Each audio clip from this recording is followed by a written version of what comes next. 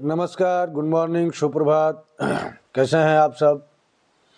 मैं Vijay Maurya, Mahatma Buddha digital library में आप सबका स्वागत है।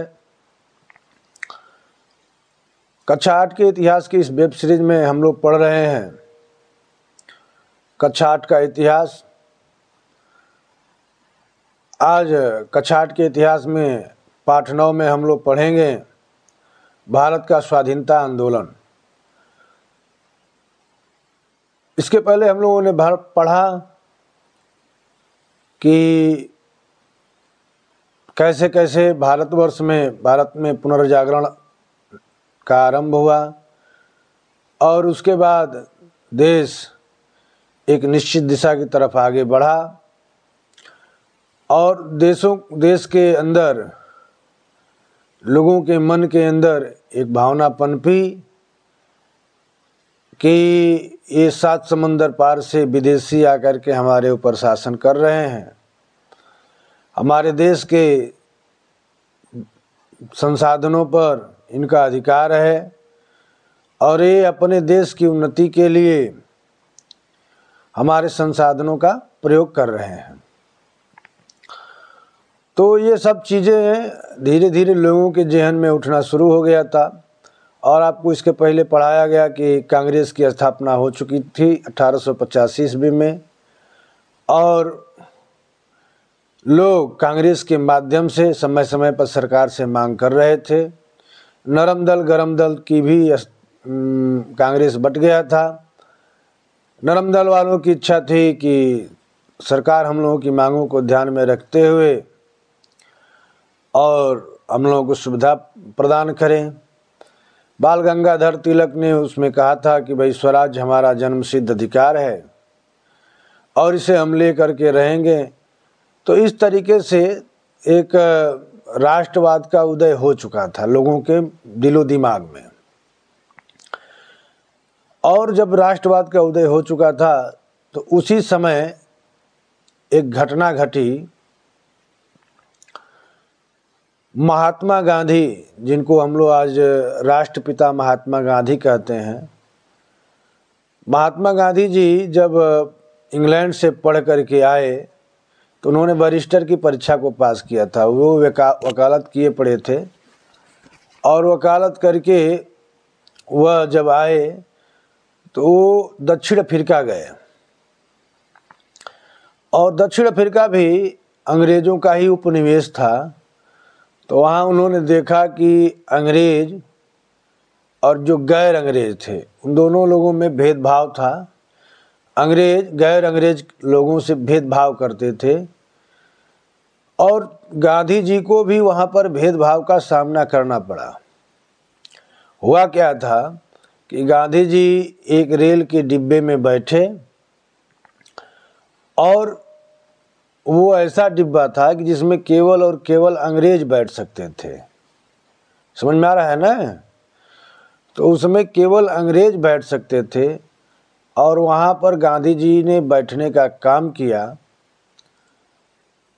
तो यह बात अंग्रेज़ों को नागवार गुजरी। वहाँ पर श्वेत और काले ये 2 लोगों का अलग अलग डिब्बा था। तो श्वेत और काले लोगों के लिए अलग अलग व्यवस्था देख करके गांधी जी का मन बड़ा खिन्न हुआ और गांधी जी जिस डिब्बे में बैठे थे वहाँ से उनको उतार दिया गया। उन्होंने कहा अरे भाई, मैं पैसा देने को तैयार हूँ, सब कुछ करने को तैयार हूँ, लेकिन वहाँ पर उनकी बात को सुना नहीं गया और वहाँ देखा कि भारतीयों के साथ रंगभेदी व्यवहार हो रहा है। तो उन्होंने वहाँ पर एक आंदोलन चलाया और वो आंदोलन जब चलाया तो अंग्रेजी सरकार को वहाँ पर झुकना पड़ा था और 1915 ईस्वी में गांधी जी वहाँ से अपने देश भारत आए। उसी समय राष्ट्रवाद का उदय हो चुका था। लोग दूसरे के माध्यम से, साहित्यों के माध्यम से, पत्रिकाओं के माध्यम से, दबी जुबान से स्वाधीनता की मांग कर रहे थे। प्रथम विश्व युद्ध की घटना घटी थी और प्रथम विश्व युद्ध में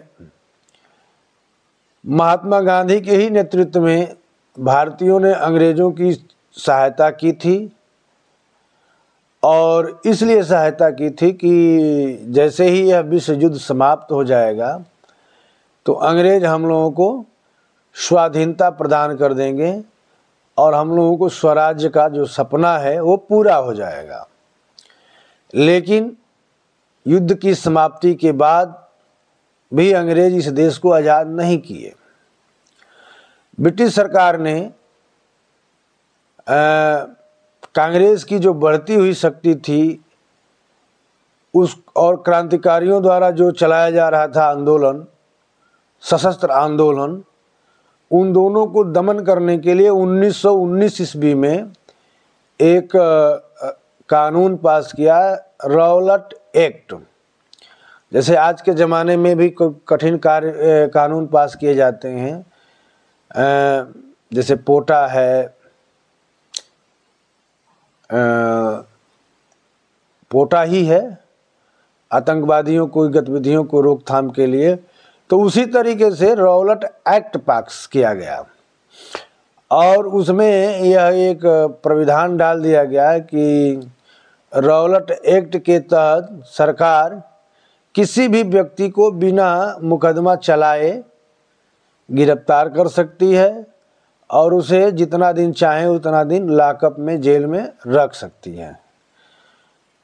इस तरीके का भी कानून कुछ स्वतंत्र भारत में भी बने हैं, जिसका लोगों ने समय समय पर विरोध किया और सरकारों को झुकना पड़ा है। तो इसी टाइप के कानून उस समय भी बने थे और उस कानून के विरोध में गांधी जी ने 1919 ईस्वी में सत्याग्रह आंदोलन प्रारंभ कर दिया। अब उस समय दो विचारधाराएं थीं। एक विचारधारा थी कि हम सशस्त्र क्रांति के द्वारा अपने अधिकारों को पाएंगे, और गांधी जी ने कहते थे कि नहीं, इन अंग्रेजों के सामने हम सशस्त्र रूप से जीत नहीं सकते हैं। तो उन्होंने दो कानून अपने बनाए और उन्होंने दो हथियार बनाए, दो कानून या दो हथियार कहिए, अहिंसा और सत्याग्रह। और उन्होंने कहा कि हिंसा और हत्या, ये दो जो हथियार हैं ये बहुत पुराने हो चुके हैं, तो इसलिए हमको अहिंसा और सत्याग्रह का सहारा लेना पड़ेगा और हमें सत्य के लिए सिर्फ आग्रह करना है और सत्य को हिंसा से प्राप्त नहीं करना है। तो इसके लिए उन्होंने अहिंसा और सत्याग्रह का आंदोलन चलाया और उनका यह कहना था कि जो लोग हम लोगों पर अन्याय कर रहे हैं तो हम लोगों को उनको सहयोग नहीं करना है, और जो बातें हम लोगों के अधिकार के प्रतिकूल है उनको हम लोग नहीं मानेंगे। इसी को सविनय अवज्ञा आंदोलन कहा गया। अनुचित लग रही बातों को मानने से इनकार कर देना ही सविनय अवज्ञा आंदोलन है। इतनी बात क्लियर कर लीजिएगा। तो गांधी जी का जो यह नया तरीका था, तो इस नए तरीके से हजारों लोग प्रभावित हुए और हजारों लोग गांधी जी के पीछे चल दिए। और गांधी जी यहाँ पर देखे कि हमारे ही देश में इंसान इंसान में भेद है और एक देश की बहुत बड़ी जनसंख्या को अछूत माना गया है। तो गांधी जी को महसूस हुआ कि जो दक्षिण अफ्रीका में अंग्रेज हमारे साथ किए थे वही कार्य हम यहाँ अपने लोगों के साथ कर रहे हैं। हम देश की एक बड़ी आबादी के साथ उठने बैठने खाने पीने में परहेज कर रहे हैं और इनका जो जीवन है वह जानवरों से बदतर जीवन है। तो इन सब चीज़ों को ध्यान में रखते हुए उन्होंने जाति और मजहब इनसे परे हट करके एक उन्होंने अपना आश्रम खोला था, साबरमती आश्रम। और उन्होंने अपने रसोइया, जो उनका रसोइया था, जो खाना बनाने वाला था, तो अछूत जात के ही व्यक्ति को उसमें रखा उन्होंने खाना बनाने के लिए। और इस तरीके से उन्होंने स्वयं करके और इस देश के लोगों को रास्ता दिखाया और छुआछूत को समाप्त करने के लिए एक बहुत बड़ा आंदोलन छेड़ा। जब यह सब चीज़ें हो रहा था तो उसी समय 13 अप्रैल 1919 को एक और भयानक हत्याकांड हो गया। अच्छा, हुआ क्या था कि उस समय पंजाब में दो नेता थे, डॉक्टर सत्यपाल और सैफुद्दीन। तो इनको अंग्रेजी सरकार ने रॉलेट एक्ट के तहत गिरफ्तार कर लिया। और जब रॉलेट एक्ट के तहत इनको गिरफ्तार कर लिया तो उसके विरोध में पब्लिक इकट्ठा हुई। और जैसे आज पब्लिक इकट्ठा होकर के और कोई धरना प्रदर्शन आंदोलन करती है, तो ठीक इसी तरीके से उस ज़माने में भी पब्लिक इकट्ठा हुई और धरना प्रदर्शन और आंदोलन करना शुरू की। जब यह सब चीज़ें हो रही थी तो उसी समय एक अंग्रेजी सेना का कमांडर था जिसका नाम था जनरल डायर। तो जनरल डायर आया और जो बाग था, जिस बाग में इकट्ठा होकर के लोग इस गिरफ्तारी का विरोध कर रहे थे, तो बाग का दरवाज़ा बंद करा दिया, गेट बंद करा दिया और वहाँ उसने अंधाधुंध फायरिंग करवा दी और निहत्थी भीड़ पर गोली चली और इसमें कई सौ लोग वहीं मौके पर मर गए और हजारों लोग घायल हो गए। और ये जलियांवाला बाग हत्याकांड पूरे देश में हाहाकार मचा दिया।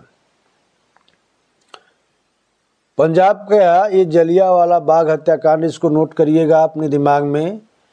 यह 13 अप्रैल 1919 को यह घटना घटी थी जिसमें जनरल डायर ने निहत्थे भीड़ पर अंधाधुंध फायरिंग करवाया था और इसमें सैकड़ों लोग मरे थे और हजारों लोग घायल हुए थे। और यह बात जब पूरे देश में फैली तो लोगों ने इसका जगह जगह पर विरोध करना शुरू किया। जैसे हम लोग अभी भी कोई घटना घटती है तो कैंडल मार्च निकालते हैं, जगह जगह पर विरोध होता है। तो ठीक उसी तरीके से उस समय भी जगह जगह पर विरोध होना शुरू हुआ। और इसके विरोध में जो रविंद्रनाथ टैगोर थे, जो जनगण मन अधिनायक जय है भारत भाग्य विधाता, जो हम लोगों का राष्ट्रीय गान है, उसके लेखक हैं, उसके रचयिता हैं, तो उनको अंग्रेज़ों ने सर की उपाधि दिया था। तो जलियांवाला बाग हत्याकांड के विरोध में रविंद्रनाथ टैगोर जी ने भी सर की उपाधि को वापस कर दिया। और इसके विरोध में भारतवर्ष में मध्यम वर्गीय जितने बुद्धिजीवी थे और जितने किसान थे, मजदूर थे, छात्र थे, कारीगर थे, दस्तकार थे, ये सब लोग अब अंग्रेज़ों के खिलाफ हो गए। और इसमें हिंदू मुस्लिम में कोई भेद नहीं रहा। हिंदू भी और मुस्लिम भी दोनों एक दूसरे के साथ कंधे में कंधा मिलाते हुए और इसका विरोध करने लगे। और इससे भारतीय राष्ट्रवाद को काफ़ी बल मिला। और इसी के बाद से गांधी जी ने असहयोग आंदोलन शुरू कर दिया। 1920 ईस्वी में असहयोग आंदोलन शुरू कर दिया। अब उनका ये कहना था कि जो सरकारी विभागों में जितने लोग थे, तो उनका यही कहना था कि अंग्रेज़ों की शासन व्यवस्था में हम सहयोग क्यों करें। और इसके विरोध में लोगों ने सरकारी नौकरियों से इस्तीफा देना भी शुरू कर दिया। जगह जगह पर विदेशी चीज़ों का बहिष्कार होने लगा। और स्वदेशी अपनाओ का नारा चलने लगा और विदेशी वस्तुओं की होली जलाई जाने लगी। तो इस तरीके से धीरे धीरे आंदोलन जो पहले बुद्धिजीवी वर्ग में था, अब वो धीरे धीरे गांव और कस्बों में भी पहुंचा, किसानों में पहुंचा, गांव के नौजवानों में पहुंचा, मजदूरों में पहुंचा और धीरे धीरे यह असहयोग आंदोलन एक बहुत ही विकराल रूप ले लिया। अब अंग्रेजों को महसूस होने लगा कि भारतवर्ष में हम ज़्यादा दिन तक नहीं रह पाएंगे।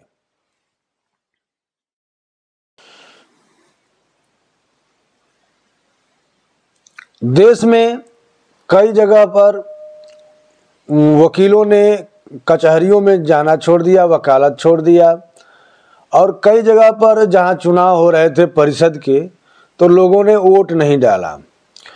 गांधी जी जो स्वदेशी आंदोलन चला रहे थे तो उन्होंने कहा कि हमें विदेशी वस्त्र नहीं पहनने हैं, तो उन्होंने चरखा चलाने और सूत काटने और कपड़ा बुनने के लिए जोर दिया और इससे घर घर में देश को आत्मनिर्भर बनाने के लिए एक सबके मन में आंदोलन चलने लगा। और हम तो जब छोटे थे तो देखे थे, तब भी हम लोगों के घरों में खादी आश्रम के लिए चरखा से सूत काटा जाता था और ये कोई बहुत दिन की बात नहीं है, 30 से 35 साल पहले की ही बात है। तो अब तो शायद चरखा से सूत काटने की चीज़ें आप लोगों को देखने को कम ही मिलेंगी, लेकिन जब हम लोग छोटे थे तो ये चीज़ हम लोगों को देखने को मिली थी।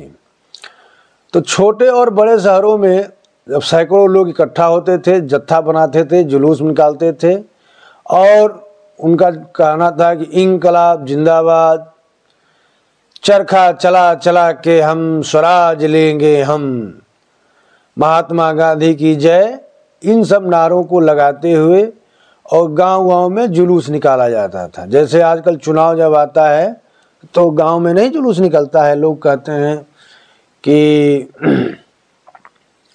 गांव में जुलूस तो निकलता ही है। तो उसी तरीके से उस जमाने में भी ऐसे जुलूस निकलता था। और जब कोई अंग्रेजी प्रशासक या अंग्रेजी पुलिस आती थी तो लोग शांतिपूर्वक अपनी गिरफ्तारी भी दे देते थे। तो यह पूरे भारतीयों की लगभग दिनचर्या बन गई थी। उसी समय एक घटना और घटी थी। 1921 में इंग्लैंड के जो राजकुमार थे वे भारत आए। तो पहले ये होता था कि 1911 में जॉर्ज पंचम भारत आए थे और उन्होंने कोलकाता को दिल्ली की जब राजधानी, कोलकाता से दिल्ली जब राजधानी ट्रांसफ़र किया था और जो बंग भंग किया गया था, बंगाल को 2 पार्ट में बांटा गया था और उसके खिलाफ जो आंदोलन चला था, तो वहाँ से 1911 में आए और उन्होंने इसको समाप्त किया था। तो उनका जगह जगह पर स्वागत हुआ था।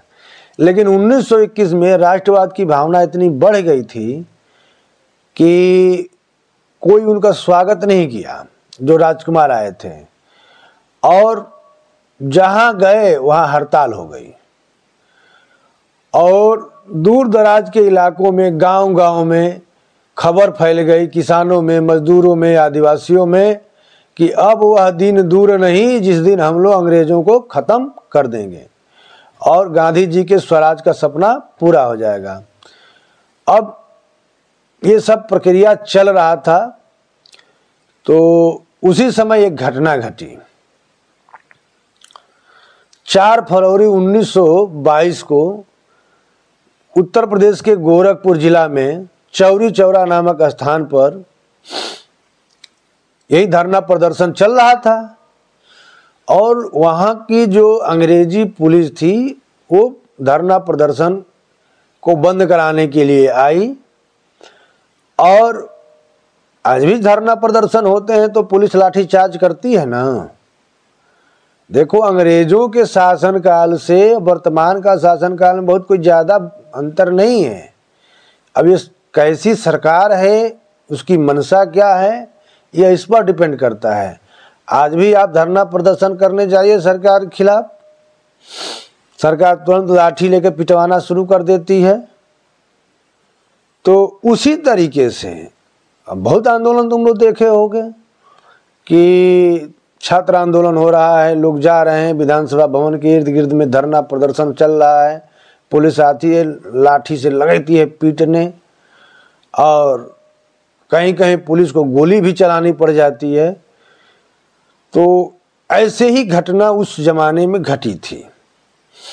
धरना प्रदर्शन चल रहा था, लोग आए हुए थे, पुलिस आई, लाठी से पीटना शुरू किया और उसी के बाद से पुलिस ने गोली भी चलाना शुरू कर दिया। आज जब पुलिस ने गोली चलाया तो भीड़ उग्र हुई और भीड़ ने थाना ही फूंक दिया। पूरे पुलिसकर्मियों को पकड़ करके उसी थाने में ले जाकर के और जिंदा ही जला दिया। अब जब यह बात गांधी जी को पता चली कि हमारा आंदोलन अहिंसक न होकर के हिंसक हो गया, तो उन्होंने इसे वापस लेने का निर्णय लिया। और यही से लोग उनसे नाराज हुए, क्योंकि अगर यह आंदोलन कुछ दिन तक और चल गया होता तो निश्चित रूप से जो देश 1947 में आज़ाद हुआ, यह 1925-25 तक देश आज़ाद हो गया होता। लेकिन अब गांधी जी ने इस आंदोलन को वापस ले लिया और जब असहयोग आंदोलन ठंडा पड़ गया तब अंग्रेजों ने इस अवसर का लाभ उठाया और 10 मार्च 1922 को गांधी जी को कैद कर लिया और गांधी जी को 6 वर्ष की सजा दे दी। आज बहुत लोग कहते हैं कि गांधी जी ने इस देश के लिए क्या किया। अरे आप इस देश के लिए क्या कर रहे हो बताओ। गांधी जी 6 साल की सजा पाए इस देश को में राष्ट्रवाद फैलाने के लिए। आप इस देश के लिए कितना दिन त्याग करेंगे बताइए। ये व्हाट्सएप यूनिवर्सिटी वाले जितने भी लड़के हैं कहते हैं गांधी जी ने क्या किया। अब 2 विचारधाराएं हैं, गांधी और गोडसे की। जो ही गोडसे जिन्होंने गांधी की हत्या की थी। और अब आप देखो कि गांधी जी ने इस देश के लिए क्या किया था। गांधी जी के ही नेतृत्व में यहाँ के लोगों ने असहयोग आंदोलन शुरू किया। गांधी जी के ही नेतृत्व में ये राष्ट्रवादी विचार पूरे देश में फैला और गांधी जी के ही नेतृत्व में 1947 में देश आज़ाद हुआ। इसलिए जो लोग ये पूछते हैं कि गांधी जी ने क्या किया, तो उन्हें इन चीज़ों पर ध्यान देना चाहिए। जब ये सब घटनाएं घटी तो असहयोग आंदोलन जब गांधी जी वापस ले लिए तो मैं बताया ना कि लोग बड़ा विरोध किए। तो उसी में कुछ लोग कहे कि अब ये पुराना हथियार गांधी जी का छोड़ो और अब सशस्त्र रास्ता अपनाएंगे। तो क्रांतिकारी जो थे वे अपना फिर संगठित हुए और अंग्रेजी सेना के विरुद्ध फिर से मुकाबला शुरू कर दिए। तो असहयोग आंदोलन जब वापस हो गया तो क्रांतिकारियों ने फिर अपना क्रांतिकारी संगठन बनाया और जो क्रांतिकारियों के पुराने नेता थे सचिंद्र नाथ सायाल, राम प्रसाद बिस्मिल, योगेश चंद्र चटर्जी, तो इन लोगों ने अपना वही रास्ता अपनाया कि अंग्रेज़ों के विरुद्ध वे लोग लड़ाई सशस्त्र लड़ने लगे। उसी समय एक घटना और घटी 1924 में। कुछ क्रांतिकारी युवकों ने कानपुर में एक सम्मेलन किया जिसका नाम उन्होंने हिंदुस्तान रिपब्लिक एसोसिएशन, और उस सम्मेलन में हिंदुस्तान रिपब्लिक एसोसिएशन का गठन किया गया और उसमें संकल्प पारित किया गया कि हमको इस देश से अंग्रेजी सत्ता को जड़ से उखाड़ फेंकना है और इसके लिए हमें चाहे जिस स्तर से लड़ाई लड़ना पड़े उस स्तर से हम लड़ेंगे। अब लड़ाई लड़ने के लिए अंग्रेजों के पास बंदूकें थी, उनके पास संसाधन थे और क्रांतिकारियों के पास कोई संसाधन नहीं था। तो उन लोगों ने निर्णय लिया कि हम सरकारी खजाना लूटेंगे। तो 9 अगस्त 1925 को लखनऊ के निकट काकोरी में एक रेलगाड़ी को रोका गया और रोक करके और उसमें जो सरकारी खजाना था वो उसको लूटा गया। और जब सरकारी खजाना को लूटा गया तो यह तो अंग्रेजों के लिए असहनीय बात हो गई। तो लखनऊ के पास इन्होंने काकोरी नामक स्थान पर उस सरकारी रेलगाड़ी को लूट लिया। अब इस लूटकांड में मुख्य रूप से राम प्रसाद बिस्मिल जी, रोशन सिंह जी, राजेंद्र लहड़ी और अशफाक उल्ला खां शामिल थे। इनको अंग्रेज़ों ने पकड़ लिया और कुछ लोगों को फांसी दिया गया और कुछ लोगों को आजीवन कारावास दिया गया, कुछ लोगों को काले पानी की सज़ा दी गई। अब जैसे उसमें राम प्रसाद बिस्मिल, रोशन सिंह, राजेंद्र लहड़ी और अशफाक उल्ला खां को फांसी की सज़ा दे दी गई। अब काला पानी के भी हम नाम लिए हैं। तो काला पानी क्या होता था? उस समय जब अंग्रेजी सरकार के खिलाफ जो भी व्यक्ति धरना प्रदर्शन या इस टाइप का जो भी काम करता था तो सरकार उसको गिरफ्तार करती थी और उसे यही अंडमान निकोबार द्वीप समूह में ले जा कर के भेज देती थी, वहीं पर जाकर छोड़ देती थी। यही उस समय का काला पानी होता था।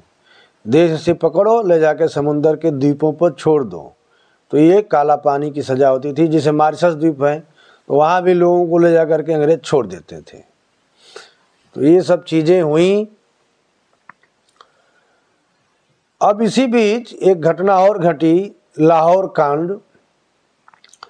तो भगत सिंह और राजगुरु जी ने दिसंबर 1928 में साइमन कमीशन का विरोध किया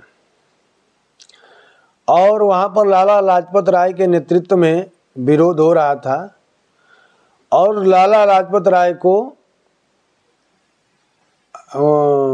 वहाँ का जो पुलिस अधिकारी था उसके नेतृत्व में, सैंडर्स उसका नाम था, लाठीचार्ज हुआ और उस लाठीचार्ज में लाला लाजपत राय को बहुत ही गंभीर चोट लगी और लाला लाजपत राय मर गए। और जब लाला लाजपत राय मर गए तो लाला लाजपत राय की हत्या का बदला लेने के लिए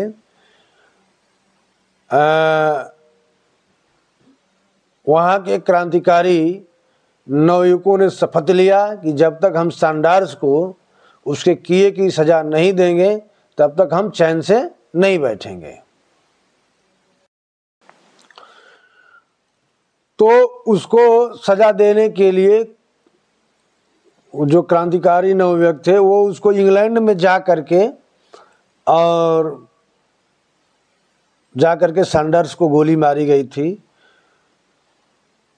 और जो सरकारी नीतियां थीं उसके खिलाफ 8 अप्रैल 1929 को भगत सिंह और बटुकेश्वर दत्त, इन लोगों का यह मानना था कि सरकार गूंगी है, बहरी है और इसे ऐसे नहीं सुनाई देगा।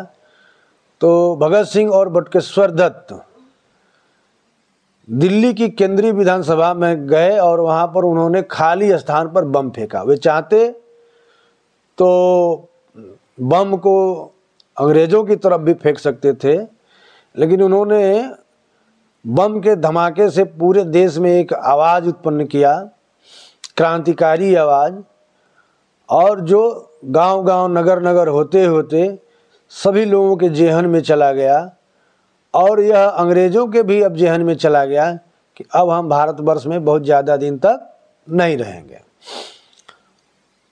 अब इसके विरुद्ध 1930 में मुकदमा चला करके भगत सिंह, राजगुरु और सुखदेव को फांसी दे दी गई। लाहौर में 23 मार्च 1931 को फांसी दी गई और यह मुकदमा लाहौर कांड के नाम से इतिहास में प्रसिद्धि हो गया। इन सब के नायक थे चंद्रशेखर आज़ाद, पंडित चंद्रशेखर आज़ाद। वे अभी तक अंग्रेजी सेना की गिरफ्त से बाहर थे, अंग्रेजी पुलिस की गिरफ्त से बाहर थे, लेकिन अंग्रेज़ों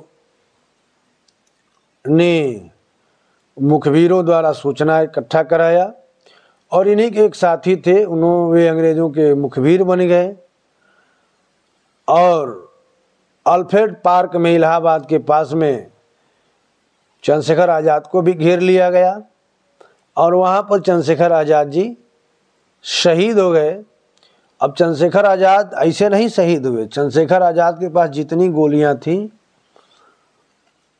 वो इतने बड़े अच्छे निशानेबाज थे कि जब तक उनके पास गोलियां थी पुलिस उनके पास फटक नहीं पाई। अंत में उनके पास जब एक गोली बची तो उनका कहना था, मैं आज़ाद हूँ, आज़ाद ही रहूँगा। और इस वाक्य के साथ उन्होंने अपने कनपटी पर बंदूक को सटाए और अपने आप को गोली मार लिया। और आज़ाद जी के मृत्यु के बाद जो क्रांतिकारी आंदोलन था वो लगभग समाप्त हो गया, क्योंकि अब चंद्रशेखर आज़ाद, भगत सिंह, सुखदेव, राजगुरु जैसा कोई क्रांतिकारी लीडर नहीं बचा था। बाद के दिनों में सुभाष चंद्र बोस जी ने दूसरे तरीके से क्रांतिकारियों के इस सशस्त्र मिशन को आगे बढ़ाया, जिसकी चर्चा हम लोग आगे करेंगे। तो ये सब घटनाएं घट रही थी। तो उसी समय 1930 में गांधी जी ने सविनय अवज्ञा आंदोलन, फिर एक नया, ध्यान देना, असहयोग आंदोलन 1920 से 22 तक चला और उसके 10 साल बाद 1930 से 1932 में सविनय अवज्ञा आंदोलन वो चलाए।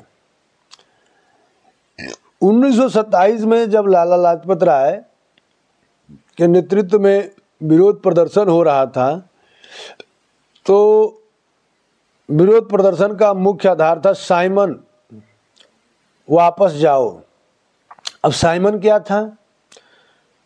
तो 1919 में जो एक अधिनियम बनाया गया था, तो 1919 के अधिनियम की समीक्षा करने के लिए साइमन नामक व्यक्ति के नेतृत्व में एक समिति बनाई गई। 1919 में जो रॉलेट एक्ट पास हुआ था तो उसकी समीक्षा के लिए एक साइमन कमीशन बना। साइमन नामक अंग्रेज व्यक्ति के नेतृत्व में बना था और जो यह आकर के यह अध्ययन करता कि हाँ यह नीति कितनी सही है, कितनी खराब है, और 1919 में जितने भी अधिनियम बनाए गए हैं वो कितने सही हैं, कितने खराब हैं। अब चूँकि उसमें कोई एक भी भारतीय सदस्य नहीं था और भारतीयों को शामिल करने के लिए मांग उठी, लेकिन अंग्रेज सरकार भारतीयों को शामिल करने के लिए मानी नहीं और इसलिए भारतवर्ष में जहाँ जहाँ भी साइमन गए वहाँ उनका विरोध हुआ और लोग कहते थे साइमन वापस जाओ। तो इस तरीके से साइमन कमीशन का जहाँ जगह जगह विरोध शुरू हुआ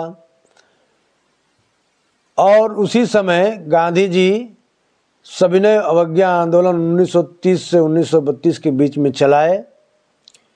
लाहौर अधिवेशन और पूर्ण स्वराज की मांग, उसी समय 1929 में कांग्रेस का जब वार्षिक अधिवेशन लाहौर में शुरू हुआ तो उस अधिवेशन के अध्यक्ष